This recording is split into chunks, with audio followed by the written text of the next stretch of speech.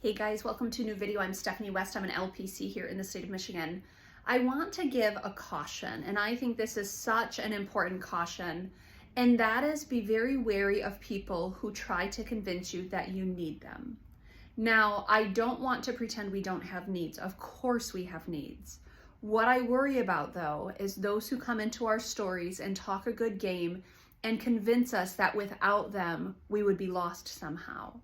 The way this showed up clinically a few weeks ago, I had a client come in and they worked with a therapist once upon a time. And the therapist was so rigid about what this client needed and basically spoon-fed them step by step and never helped them understand how to grow past needing the therapist. That's a problem. We are not supposed to be wholly and entirely dependent on someone outside of there's some sort of kind of life or medical situation where we actually have needs that need to be met by a primary caregiver. But we should not be spoon-fed long-term, because what happens if and when that support goes away? What happens if and when something happens where they are no longer a part of the story and now you're a sitting duck?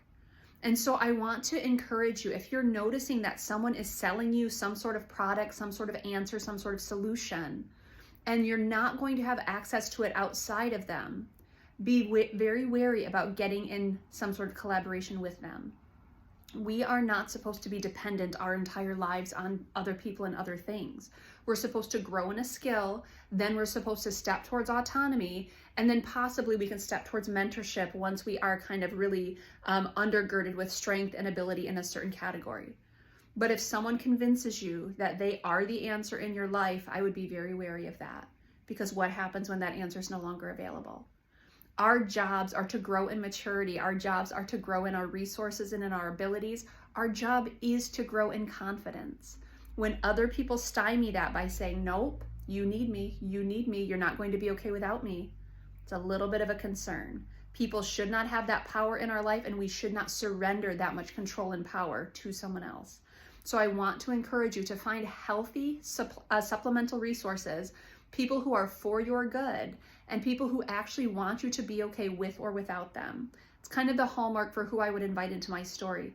The moment they say to me that I would not be okay without them, I know that I've been okay prior to them, and I will have to find another way to get my needs met, because I'm not going to have someone else be a savior in my story. That's not their role, that's not their responsibility.